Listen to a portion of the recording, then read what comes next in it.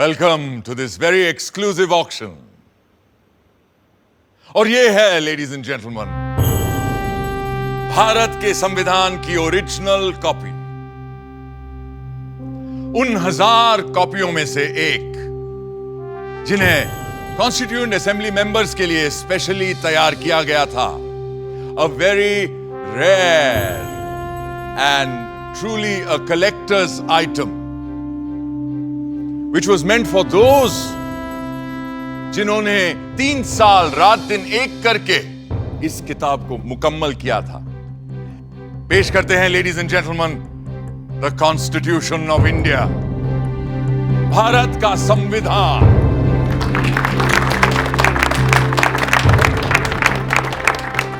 ये कोई आम किताब नहीं, बल्कि प्रतीक है हमारे मुल्क का। पर कभी सोचा है आपने कि ये मुल्क आखिर होता क्या है? समाजशास्त्री कहते हैं कि एक ही नस्ल, धर्म, जबान, परचम और हुक्म को मानने वाले बाशिंदों के समूह से बनता है एक मुल्क, एक देश। मगर हिंदुस्तान जैसे बहुत सी भाषाओं, धर्मों और तमाम जातियों प्रजातियों वाले सब कॉन्टिनेंट को किसी तंग नज़रिए से नहीं देखा जा सकता है।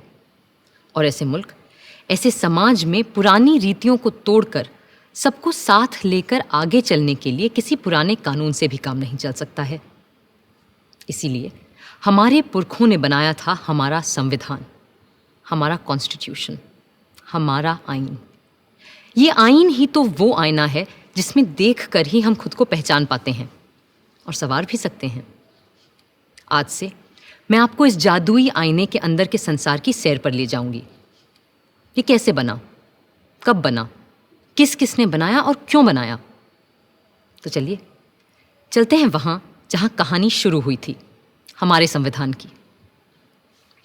बट फर्स्ट थिंग्स फर्स्ट, पहले आप भी तो ठीक से देख लीजिए उस मुकद्दस किताब को जिसकी बात हम कर रहे हैं।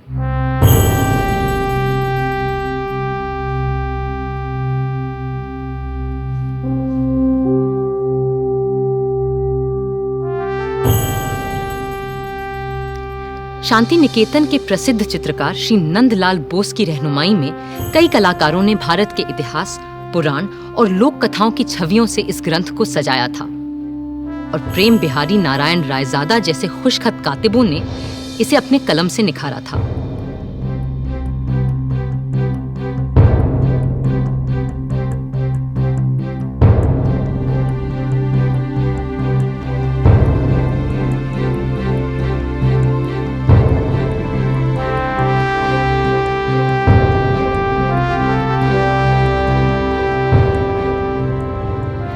मगर ये काम मुश्किल होते हुए भी बहुत आसान था उस काम के मुकाबले जो इस संविधान की कल्पना कर इसे लिखित रूप देने वालों ने संविधान सभा में पूरे 3 साल लगाकर किया था।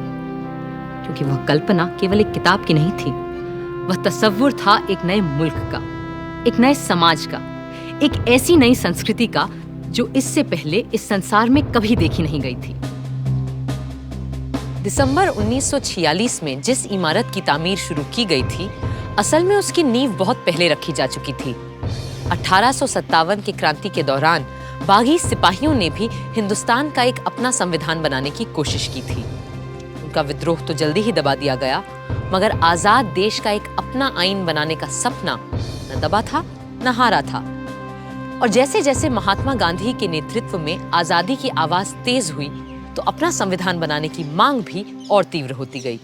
My mentor Gopal Krishna Gokhale presented to the British government a note on the Constitution in 1914, and the British said, yes, we will accept it after the war. But now they want to make a constitution for us. But you know, a constitution for India should be and can be framed only by Indians. Now it works. What will you do with this spinning wheel, Mr. Gandhi?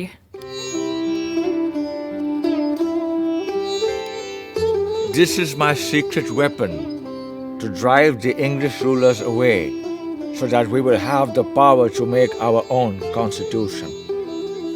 अब गांधी जी की सरपरस्ती में इतिहास ने दोबारा हमें एक नए भारत को गढ़ने का मौका दिया था।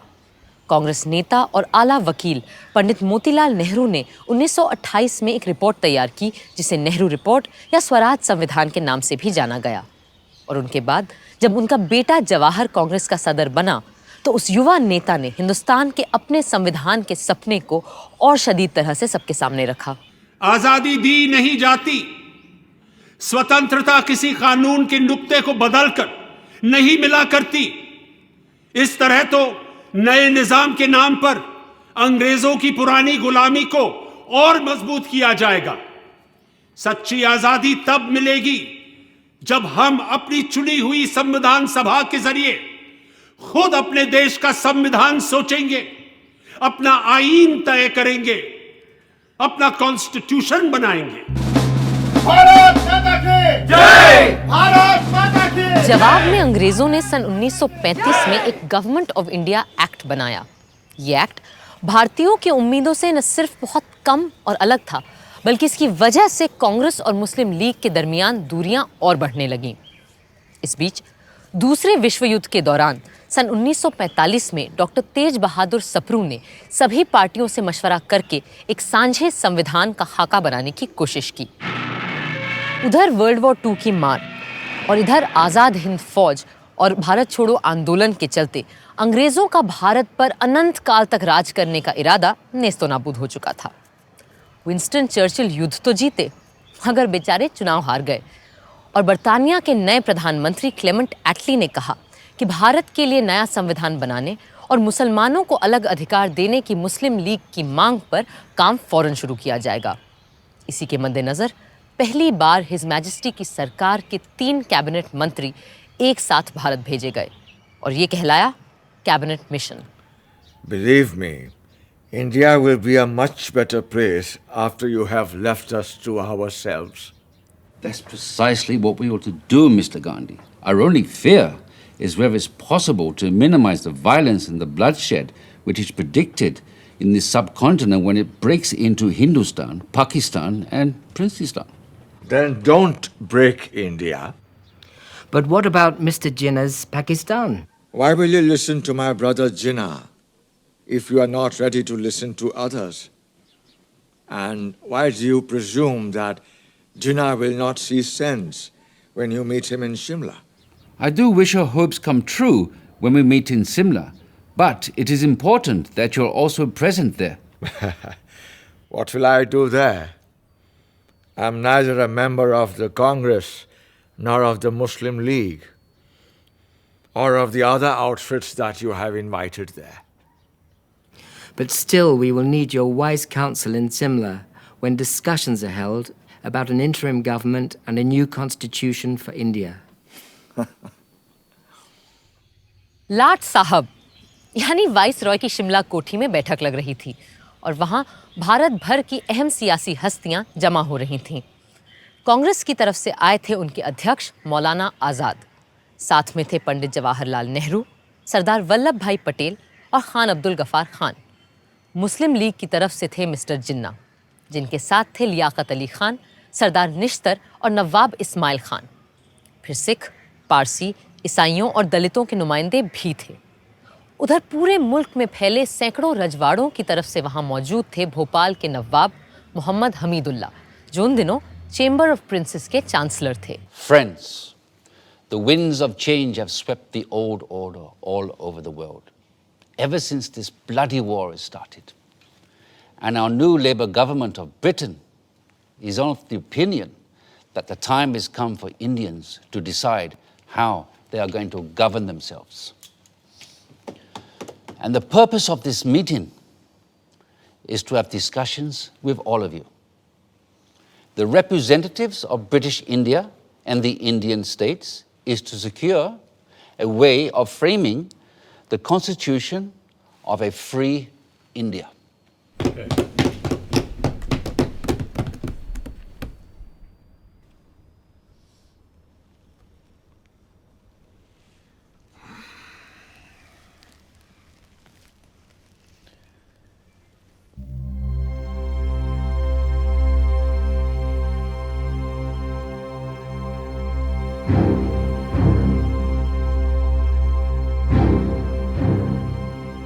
जिन्ना साहब को ये बात नागवार गुजर रही थी कि जिसे वो महज हिंदुओं की पार्टी मानते थे, उस कांग्रेस के आधे नुमाइंदे मुसलमान थे और उनकी रहनुमाई भी एक मुसलमान ही कर रहा था।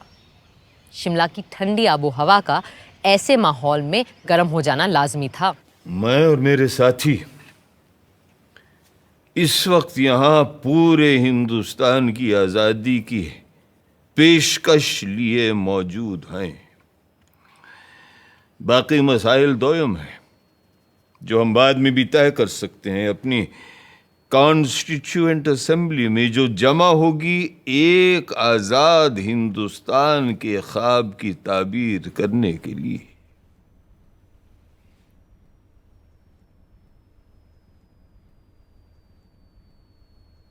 My colleagues and I stand here for the independence of the whole of India. Other matters are subsidiary to this and can be discussed and decided in the Constituent Assembly, which will make a blueprint for an India of our dreams. Dreams that may turn into nightmares for the Muslims of this country if we allow the Congress to have its way. That's why it's imperative that we Muslims of India have our own group of states that may decide its own constitution. What are the groupings you have in mind, Mr. Jinnah? All the Muslim majority states like Sindh, Punjab, Balochistan, and Northwest Frontier Province will form the first group. And the states of Assam and Bengal will be in the second group. Mr. Jinnah, if, as you suggest, these groups separate from the body of India, then pray tell us, what is left for the Constituent Assembly to make laws for? The rest of India in the center and the south? And what happens to the princely states? Well, they can have their own constituent assemblies. This is not acceptable to us. We are here to discuss the fate of a united India, not to break India into pieces. And if this is the purpose of this mission, I'm afraid we have no business being here. In that case, I'll be forced to adjourn the meeting. जिन्ना साहब चाहते थे कि हिंदुस्तान के पूर्व में असम और बंगाल और पश्चिम में 4 मुस्लिम बहुल सूबों के लिए एक अलग संविधान सभा बने और बाकी के भारत के लिए दूसरी संविधान सभा, और राजे रजवाड़े खुद अपने आप तय करें कि उन्हें किसी के साथ जाना है या खुद मुख्तार रहना है। जाहिर है कांग्रेस के नेताओं को ये अनेक संविधानों की सूरत बिल्कुल बर्दाश्त नहीं थी। कल कुछ लोगों ने ग्रुपिंग्स के लिए एक तजवीज़ पेश की थी जो हमारे मुल्क को मजहब व मिल्लत की बिना पर बांटने की एक पेशकश है। हम ऐसी किसी भी तरह की पेशकश के सख्त खिलाफ हैं। हिंदुस्तान एक मुल्क है, आप सुन रहे हैं लियाकत अली खान साहब, हिंदुस्तान एक मुल्क है और एक ही असेंबली इसका आइन बना सकती है जिसमें तमाम सूबों, इलाकों, मजहबों और फिरकों के चुने हुए मेंबरान और राजे रजवाड़ों के भेजे हुए नुमाइंदे भी शामिल होंगे।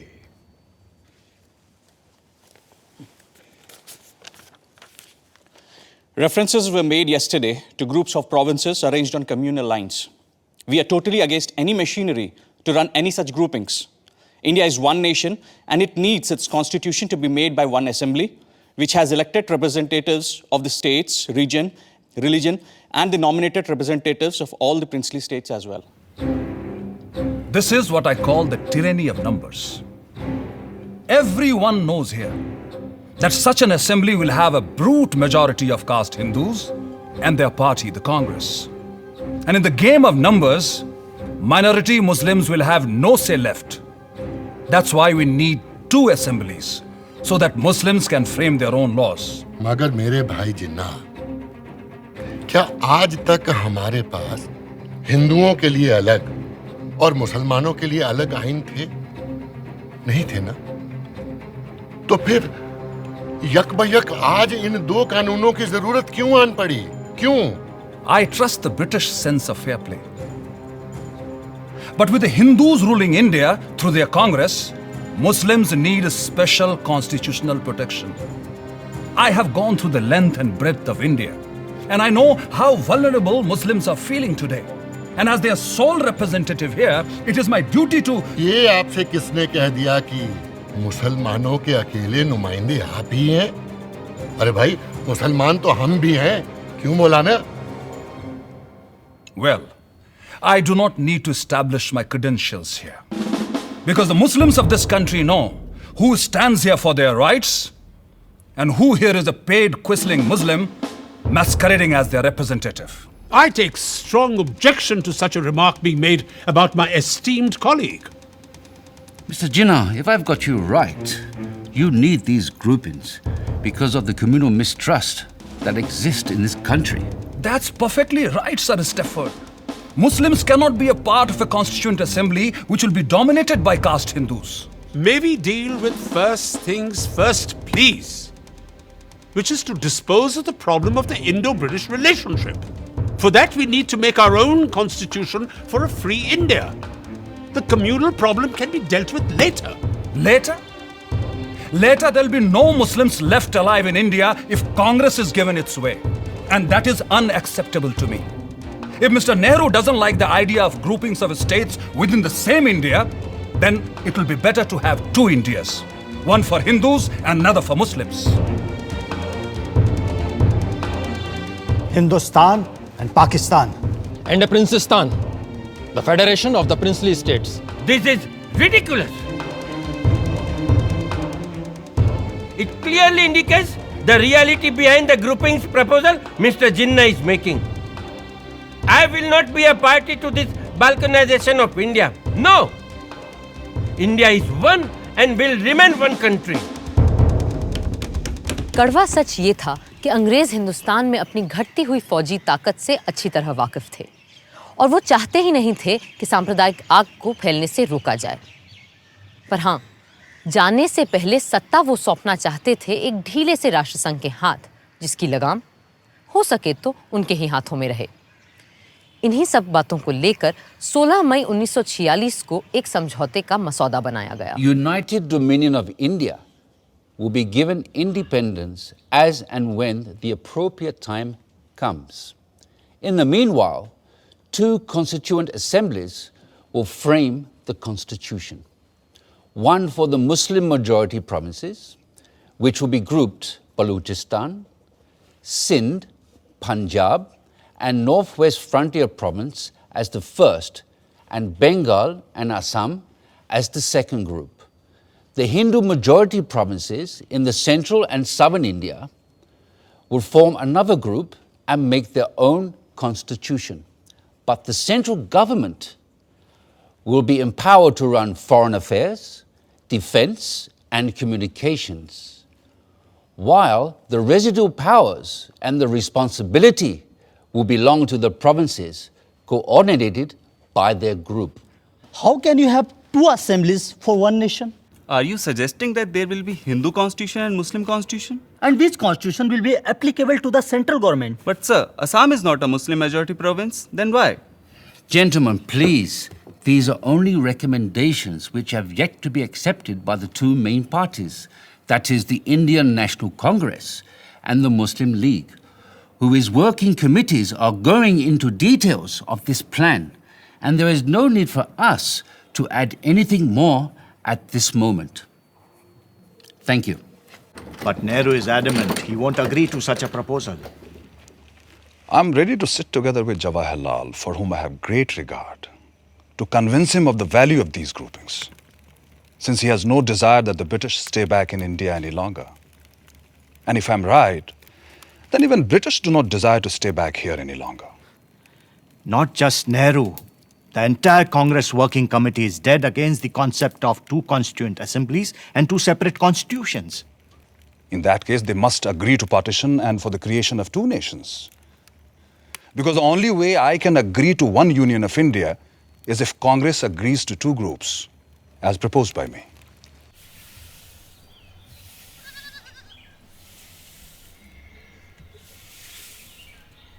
बापू, वर्किंग कमेटी ने जिन्ना साहब की ग्रुपिंग्स की तजवीज़ के खिलाफ एक रेजोल्यूशन पास किया है। Congress Working Committee agree that the groupings will hinder the concept of a united India and rejects any such demands put by external pressures which will hinder the working of any body constituted to decide the future of an independent country. There should be a sovereign body for the purpose of drafting the constitution, and it must be unhindered by any external authority. ये है हमारा दस्तावेज बाबू। हम अपने देश का बंटवारा कभी कबूल नहीं कर सकते। अंग्रेजों ने हमारे साथ चाहे कुछ भी किया हो, उनके कैबिनेट मिशन ने अपना काम पूरा कर लिया है और अब उन्हें जल्दी है कि वो हमारी छाती से उतरे और जाएं। अब ये हम पर है कि हम कैसे अपनी इस दुखी अभागी धरती को सुखी और भाग्यशील बनाएं।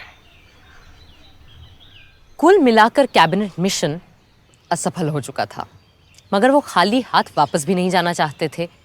सो दोबारा एक बार मिलने और बातचीत का सिलसिला शुरू हुआ और 1 महीने की मशक्कत के बाद 16 जून को एक और प्रस्ताव सामने आया। Partition? The Congress will never agree to partition. Why would they agree to parity between themselves and the Muslim League in the interim government? And why would they not agree to have any Muslim members on behalf of Congress? How can 1/4 of the population be given half the population's seats in the cabinet? अगर हमने cabinet mission की सरकार में शामिल होने की तजवीज़ नहीं मानी तो न सिर्फ हमें सरकार से बाहर बैठना पड़ेगा, बल्कि ये मुमकिन है कि अंग्रेज हमें दोबारा जेल में डाल दें। अब इससे बेहतर यह है कि हम उनकी इतनी सी बात मान लें कि हमारी भेजी काबीना की फहरिस्त में किसी मुसलमान का नाम ना हो। खुद अपना नाम कटवाने की तरकीब बता रहे हैं आप तो मौलाना। सरदार, मुल्क किसी भी शख्स से बहुत बड़ा होता है और किसी भी मिल्लत से भी। मैं मौलाना की बात समझ सकता हूं। अगर हमने सरकार में आने का ये मौका हाथ से जाने दिया तो यकीनन मुस्लिम लीग और खास तौर से जिन्ना साहब इस बात का नाजायज फायदा उठाएंगे। बापू, आपका क्या कहना है?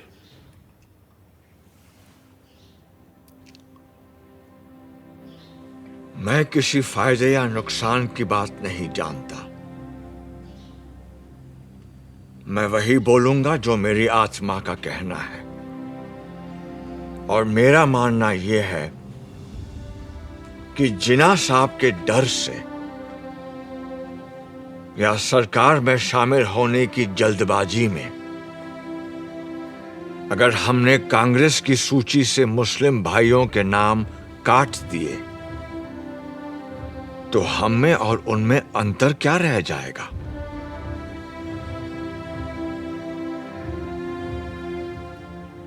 जिन्ना साहब सिर्फ मुसलमानों के नेता हो सकते हैं, पर आप लोग तो सिर्फ हिंदुओं के रहनुमा नहीं है ना। बापू, आपने सही फरमाया, मगर क्रिप्स और उनके साथी अभी रुकने वाले नहीं हैं, और अगर सरकार में शामिल होने के लिए हमें मुसलमानों को अपनी काबीना से खारिज करना भी पड़े तो क्या फर्क पड़ता है? मुझे फर्क पड़ता है, और मेरा ऐसी पार्टी से कुछ लेना देना नहीं हो सकता है। अगर आप लोग सरकार संभालने के लिए इतने उतावले हैं तो बनाइए आप सरकार। मैं दिल्ली छोड़कर जा रहा हूं।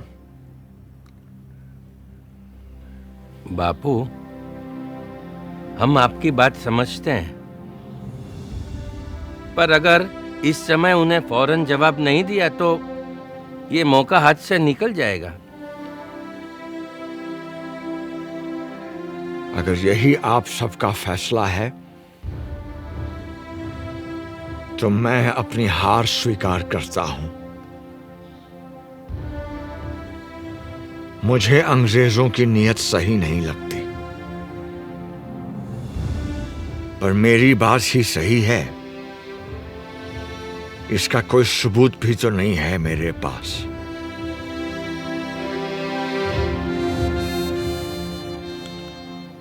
अगर आप सबकी आज्ञा हो तो मैं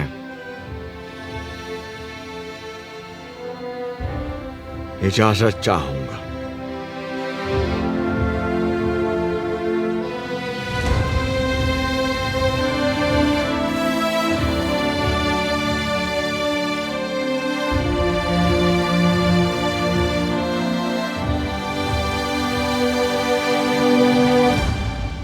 तो अब हम बापू को जाने दें।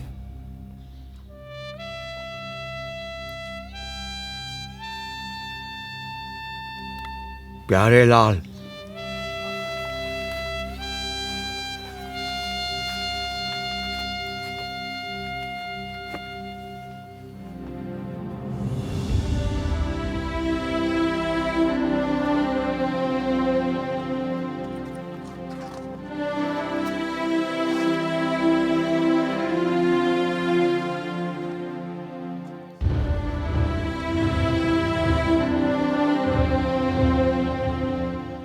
यूं नया संविधान बनाना तय हो गया, और ये भी कि जिन्ना साहब की तजवीज़ के खिलाफ सिर्फ एक संविधान सभा मुल्क का रूप स्वरूप तय करेगी।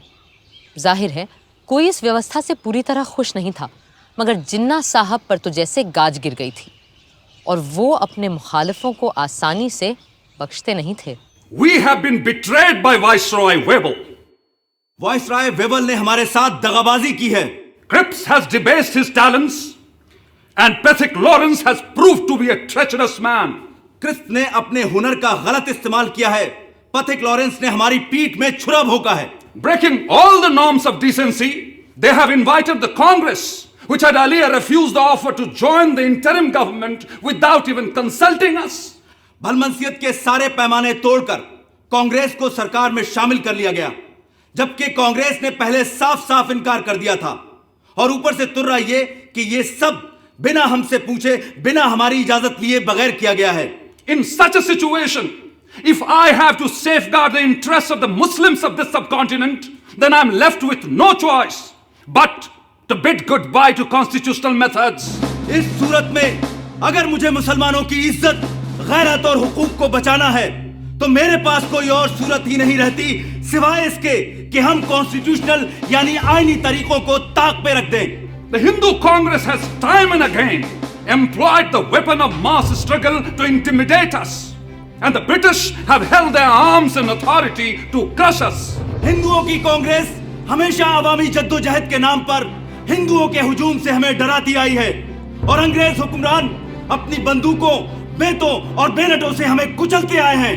Today, we too have forged a weapon and are in a position to use it. अब हमने भी अपना हथियार तैयार कर लिया है और हम इसका इस्तेमाल भी जानते हैं। I call upon all the Muslims of this country to take to direct action. आज मैं हिंदुस्तान के सारे मुसलमानों से डायरेक्ट एक्शन की अपील करता हूँ। From Friday the 16th of August, we will resort to direct action till we have achieved our cherished goal, our Pakistan. ऐ अल्लाह के नेक बंदो, आने वाले जुमे 16 अगस्त से हम सीधी आर पार की लड़ाई लड़ेंगे। डायरेक्ट एक्शन और हथियार तभी रखेंगे जब मंजिल मकसूद सामने दिखाई देगी, यानी हमारा प्यारा पाकिस्तान। पाकिस्तान पाकिस्तान पाकिस्तान। मगर कायदे आजम, क्या हमारा डायरेक्ट एक्शन नॉन वायलेंट होगा? I am not going to discuss ethics here. और आप सभी लोग जानते हैं कि मुझे गांधी की अहिंसा वहिंसा में कोई यकीन नहीं है। कायदे आजम मोहम्मद अली जिन्ना। बातचीत, सुलह सफाई, रूठने समझाने मनाने के 2 महीने यकबयक खत्म हो गए। कैबिनेट मिशन वापस लौट गया और हिंसा के बादल चारों तरफ मंडराने लगे। वाइसरॉय वेवल ने सारे गवर्नरों को बुलाकर पुलिस व्यवस्था को चाक चौबंद करने को कहा, पर बंगाल के गवर्नर सर फ्रेडरिक बरोज ने वेवल को खबर दी कि बंगाल के मुस्लिम लीगी प्रधानमंत्री एच.एस. सोहरावर्दी के कहने पर उन्होंने 16 अगस्त को सारे पुलिस महकमे को छुट्टी पे भेज दिया है। 16 अगस्त 1946 भारत के इतिहास के काले दिनों में शामिल होने जा रहा था। जिन्ना साहब की पुकार पर 16 अगस्त की सुबह से ही हथियारबंद लोग कलकत्ता की सड़कों पर उतर आए और हत्याओं का सिलसिला शुरू हो गया। बदले में दूसरे संप्रदायों के लोग भी निकल आए और सड़कों पर 3 दिन तक सिर्फ हत्यारों का राज था। पुलिस छुट्टी मनाती रही, फौज अपने ड्रैगन टैंक लिए बैरकों में बैठी रही और सड़कों पर कत्लोगारत, खुरेजी और आगजनी होती रही। 3 दिन में 4000 से ज्यादा लोग मारे जा चुके थे। बंगाल में जो हुआ उसके बदले में पहले बिहार और फिर बाकी भारत में भी हिंसा का तांडव मचने लगा। बंबई शहर तक दंगों की चपेट में आ चुका था। पर पूर्वी बंगाल के नोआखली में जिस तरह हिंसा का चक्र शुरू हुआ उसने सबको दंग कर दिया। सब छोड़ छाड़ कर गांधी जी चल पड़े नोआखली।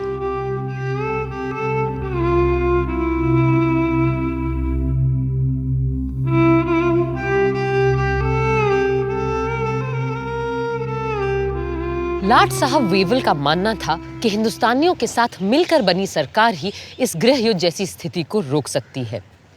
सो पंडित नेहरू ने अंतरिम सरकार में वाइस प्रेसिडेंट और सरदार पटेल ने गृह मंत्री का पद स्वीकार कर लिया।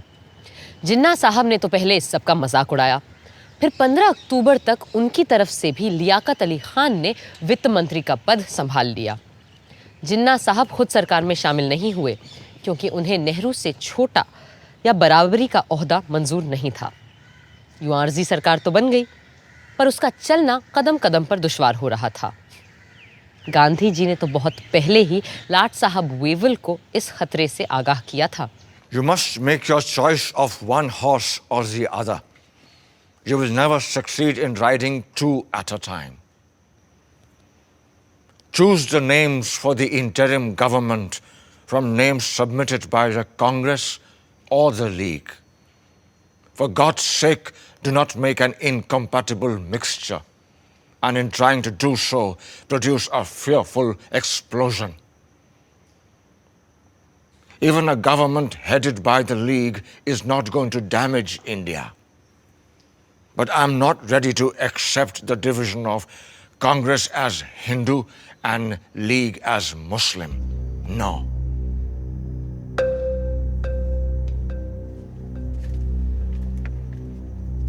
वेवल इतने हताश हो चुके थे कि उन्होंने अपने एक खत में सम्राट किंग जॉर्ज को लिखा, The situation reminds me of a childhood puzzle in which I had to manipulate marbles into their pens.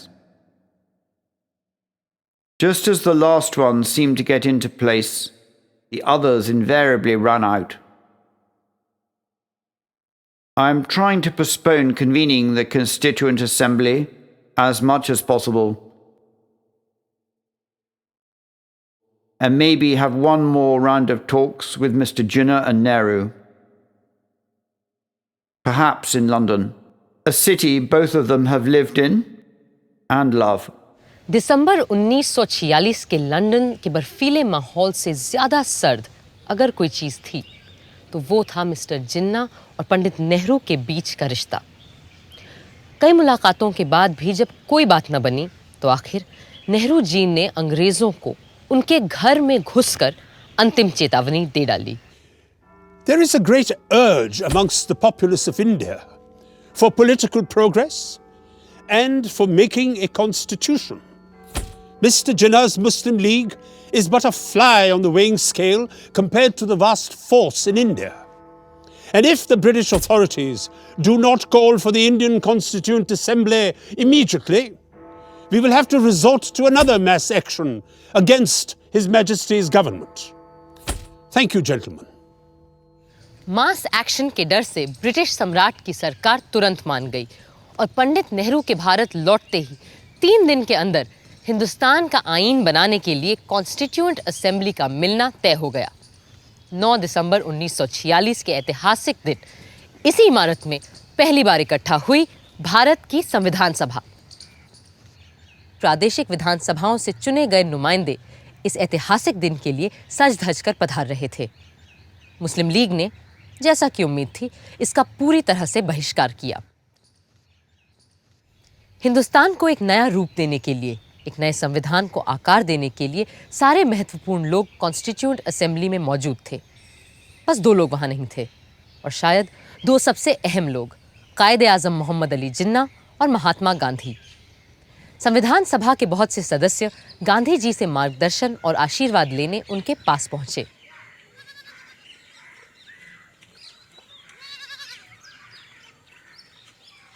आइए आइए जगजीवन बाबू, मुझे पता है हम चाहे दुनिया का सबसे सुंदर संविधान क्यों न बना लें, पर वो भी बेकार साबित होगा अगर उसे अमल में लाने वाले लोग न हुए। बापू, मुझे पूरा विश्वास है कि हमारे यहाँ ऐसे अच्छे आदमियों और औरतों की कोई कमी नहीं है जो हमारे संविधान को कारगर करके दिखाएंगे। इसीलिए हम सब आपका आशीर्वाद लेने आए। बापू के आशीर्वाद हमेशा तुम्हारे साथ है, पर आज मैं तुम्हें एक तावीज़, एक टोटका दूंगा जो शायद तुम्हें सही संविधान बनाने में मदद करे। आप और तावीज़?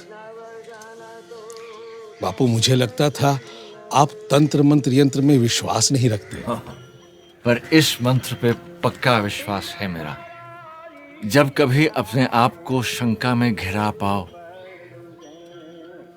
तो इस परीक्षा को अपनाना। सबसे दीनहीन, गरीब, कमजोर इंसान जिसे तुमने देखा हो, उसका चेहरा याद करना और स्वयं से पूछना, जो मैं करने जा रहा हूं, क्या इससे उसका भला होगा?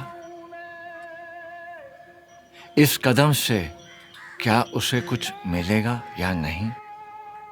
इससे क्या वो अपने भाग्य और जीवन को सुधार पाएगा या नहीं? या यूं कहो, ऐसे करोड़ों को स्वराज मिलेगा या नहीं, जो तन और मन की भूख से तड़प रहे हैं, जिनके पेट भी खाली है और हृदय भी। फिर देखना, तुम्हारी सारी शंकाएं छूमंतर हो जाएंगी।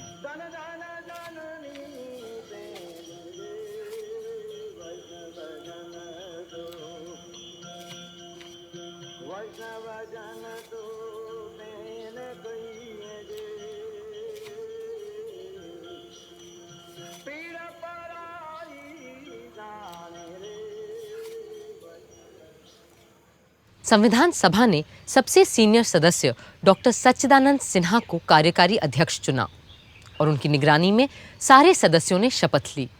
फिर सभा के परमानेंट प्रेसिडेंट के रूप में चुना गया डॉक्टर राजेंद्र प्रसाद को।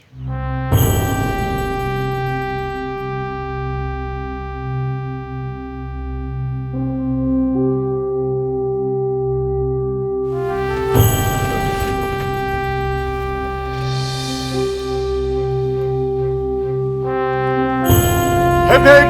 Hooray! Hip hip! Hooray! Hip hip! Hooray!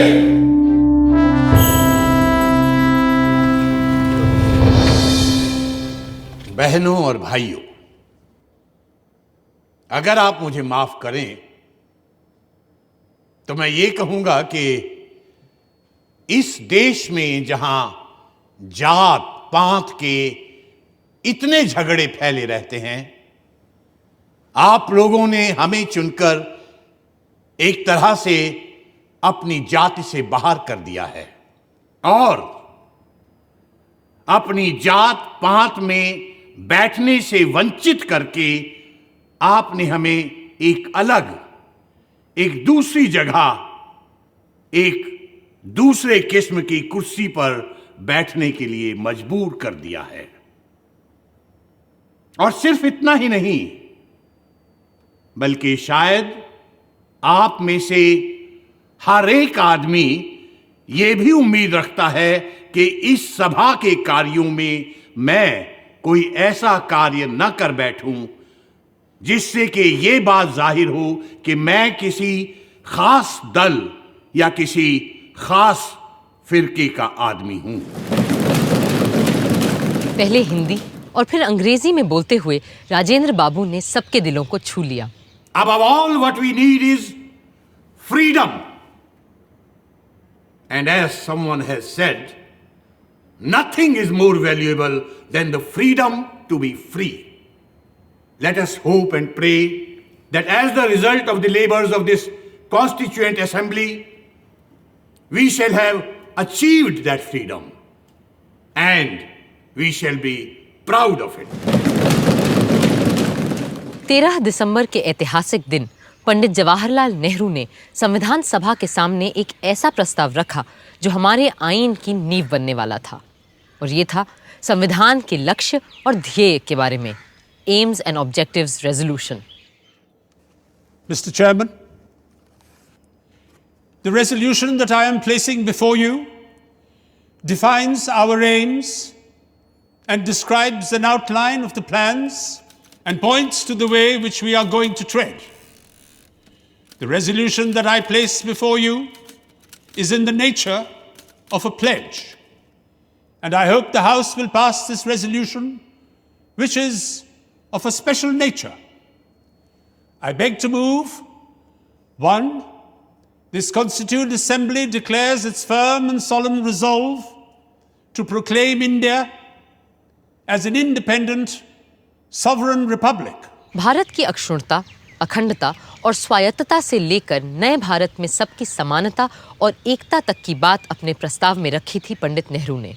2, wherein shall be guaranteed and secured to all the people of India justice, social, economic, and political, equality of status, opportunity, and before the law, freedom of thought, expression, belief, faith, worship, vocation, association, and action. एक एक करके 8 नुक्ते सामने रखे थे उन्होंने, और हमारे संविधान का पूरा नक्शा कुछ ही शब्दों में खींच दिया था। मगर उन्हें भी आज संविधान सभा में कुछ लोगों की कमी बहुत खल रही थी। आज इस असेंबली में हमें बहुत से लोगों की कमी खल रही है। हमें अच्छा लगता अगर और भी सभी इलाकों, सूबों और राज्यों के नुमाइंदे हमारे बीच होते। एक और शख्स आज यहां मौजूद नहीं है, मगर वो हम सब के दिलो दिमाग से दूर नहीं है। हमारे महान नेता, हमारे राष्ट्रपिता Mahatma Gandhi ji,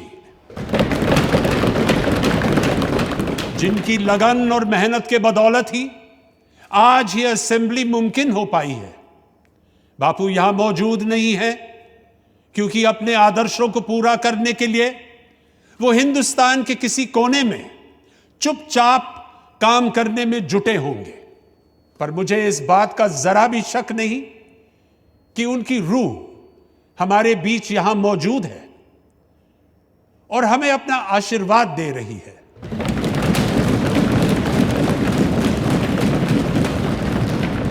I also think of the various constituent assemblies that have gone before us, when the fathers of the great American nation met and fashioned out a constitution that has stood the test of time for more than a century and a half. My mind goes back to that Constituent Assembly which met in the lovely city of Paris, and how the king and other authorities came in its way, and it still continued. Even the room for that meeting was denied, and the Constituent Assembly betook themselves to an open tennis court and did not disperse till they had finished the task they had undertaken. We too, whether we meet in this chamber or in the fields or the marketplace, will go on meeting and continue our work till we have finished it. 13 दिसंबर को AIIMS and objectives resolution के साथ पंडित नेहरू ने हमारे संविधान की नींव रखी थी, और 14 दिसंबर को जिन्ना साहब ने संविधान सभा की पूरी बुनियाद पर ही सवालिया निशान लगा दिया। Is complete independence the goal of the Muslim League? What do you think we are fighting for? Our goal is complete independence, certainly. The complete independence of Pakistan. But Mr. Jinnah, if the Congress accepts the proposals laid down by the British government, would the Muslim League be then ready to take part in Constituent Assembly? It's all very well to talk in this loose way about Constituent Assembly. The reality is that the Congress with 292 supporters, there might be a few less, has a brute majority, where the Muslim number is only 79. Is that what people understand when they talk of democracy? The truth is that between the Hindus and Muslims in India, there is no such thing as democracy. Does that mean that the Muslim minority wants a veto on the progress of the majority? What majority do you mean? If you mean the Hindus, then we wish them Godspeed. Go ahead and establish your Hindustan. Frame your constitution for the Hindus, but then leave us alone, and we shall frame a constitution for Pakistan. ये तो बस आगाज था। आगे और तमाम अड़चनें आनी बाकी थीं। अब देखना है इन चुनौतियों का सामना कैसे किया हमारा संविधान बनाने वालों ने।